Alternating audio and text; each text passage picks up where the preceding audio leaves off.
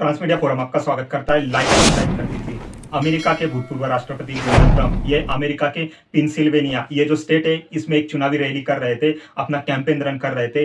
वहां पर एक सिरफिरा जो होता है 20 बरस का थॉमस मैथ्यू क्रूक, ये उसका नाम है, उम्र 20 बरस। ये अपनी स्नाइपर राइफल से अमेरिका के राष्ट्रपति पर 6 से 7 गोलियां बुलेट्स फायर करता है। एक बुलेट अमेरिका के राष्ट्रपति के कान के करीब से निकल कर गुजर जाती है, जिसमें अमेरिका के राष्ट्रपति बाल बाल बच जाते हैं और उनके असैसिनेशन का ये जो अटेम्प्ट था इसको फेल कर दिया जाता है। अब ये जो अमेरिका में चुनाव होने वाले हैं नवंबर दिसंबर 2024 में, जिसमें अमेरिका के फॉर्मर प्रेसिडेंट डोनाल्ड ट्रंप और अमेरिका के करंट प्रेसिडेंट जो बाइडेन, ये दोनों आमने सामने लड़ने वाले हैं। ये दोनों अपने दावेदारी जो अमेरिका की प्रेसिडेंटशिप है उसके लिए पेश करने वाले हैं। एक बहुत ही बड़ा वर्ग है जो डोनाल्ड ट्रंप को पसंद नहीं करता और डोनाल्ड ट्रंप को हटाने के लिए, डोनाल्ड ट्रंप को चुनाव में हराने के लिए किसी भी स्तर तक जा सकता है, किसी भी लेवल तक जा सकता है। अब ये जो लॉबी है जो डोनाल्ड ट्रंप के विरुद्ध पूरे अमेरिका के सोसाइटी में हेटरेट, एक हेट स्पीच प्रोवाइड स्प्रेड कर रही है, उसी में से एक जो बंदा है वो सामने निकलकर सामने आता है। थॉमस मैथ्यू क्रूक 20 साल का युवक है और अमेरिका में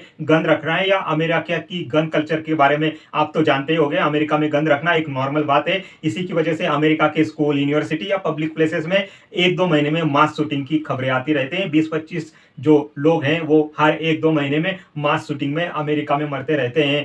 ऐसा ही एक सरफिरा जो है अमेरिका के फार्मर प्रेसिडेंट जो चुनावी रैली कर रहे थे पेंसिल्वेनिया में, उनको मारने का ट्राई करता है। उल्फ अटैक यहाँ पर कहा जा रहा है। इनकी कैंपेनिंग में एक स्नाइपर से अटैक करता है, जहां पर अमेरिका के जो फार्मर प्रेसिडेंट है बाल बाल बच जाते हैं। उनका असैसिनेशन का ये जो प्लान है वो फेल हो जाता है। FBI अमेरिका की जो सिक्योरिटी एजेंसी है और लोकल जो पुलिस है वो थॉमस मैथ्यू क्रूक को वहां पर मार गिराती है। और डोनाल्ड ट्रंप की एक जो सपोर्टर थी जो इस रैली में आई हुई थी वो भी इस असैसिनेशन प्लान में मारी जाती है। तो हम देखते हैं कि अमेरिका की जो घरेलू पॉलिटिक्स है, जो अमेरिका की दो सोसाइटी डाइवर्ट हो चुकी है, जो कि एक बहुत ही ज्यादा रेगुलर रहना चाहती है और एक जो बहुत ही ज्यादा डोनाल्ड ट्रंप को सपोर्ट कर रही है। इसमें एक टाइप से कंफ्लिक्ट होते हुए हमको दिखाई देता है। लेकिन अमेरिका की जितनी लीडरशिप है, चाहे वो फार्मर प्रेसिडेंट बिल क्लिंटन हो या बराक ओबामा या अमेरिका की नैन्सी पेलोसी वगैरह, जो जितने भी टॉप लीडरशिप है वो सारे इस अटेम्प्ट का कंडेम करते हैं, इसकी निंदा करते हैं और ये बताते हैं कि अमेरिकन जो डेमोक्रेसी है, अमेरिका का जो लोकतंत्र है, उसमें वायलेंस की कोई जगह नहीं है।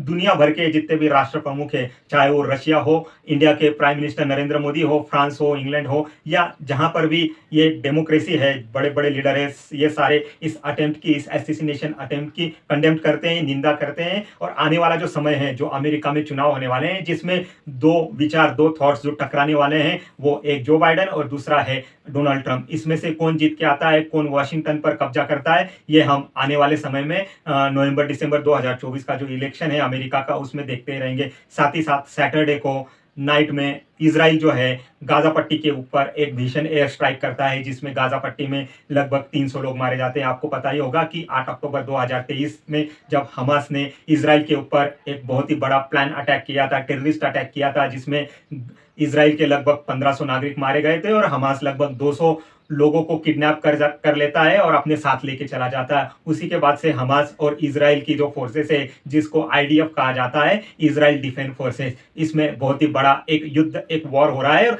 इजराइल की जो फोर्सेस है वो हमास की जितनी भी टॉप लीडरशिप है, चाहे वो याया सिनवार हुआ, इस्माइल हनीफा हुआ या मोहम्मद दाएफ हुआ, इनको मारने के पीछे लगे हुए। लेकिन ये सब जो है टनल में छुपे रहते हैं, उनकी जो सेफ जगह उन्होंने बना के रखी, वहां पर छुपे रहे हैं और इजराइल की फोर्सेस के हाथ में नहीं आ रहे हैं। लेकिन ये कल रात को जो एक एयर स्ट्राइक की गई जिसमें 300 लोग मारे गए गाजा पट्टी में, उसमें खबर निकल के सामने आ रही है कि इजराइल हमास का जो टॉप लीडर है मोहम्मद दाएफ, ये मारा गया है। दाएफ पर 14 से 15 बार दाइफ के असैसिनेशन की कोशिशें की गई है, दाइफ को एलिमिनेट करने की कोशिश की गई है, मारने की कोशिश की गई है। लेकिन दाइफ हमेशा इस असैसिनेशन प्लान से या उसके मारने वाले इजराइल ने जो प्लान बनाए होते हैं उससे भाग निकलता है, उससे बच जाता है। अब इस बार कहा जा रहा है कि इजराइल फोर्सेस ने सक्सेसफुली मोहम्मद दाइफ, जो हमास का टॉप लीडर है, इसको मार गिराया है। हमास के साथ साथ हमने देखा है कि इस वॉर में हिजबुल्लाह ने भी बढ़ चढ़कर हिस्सा लिया है। हिजबुल्लाह भी लेबनान और सीरिया से इजराइल के ऊपर छुप छुप के अटैक करते रहता है, जिसको इजराइल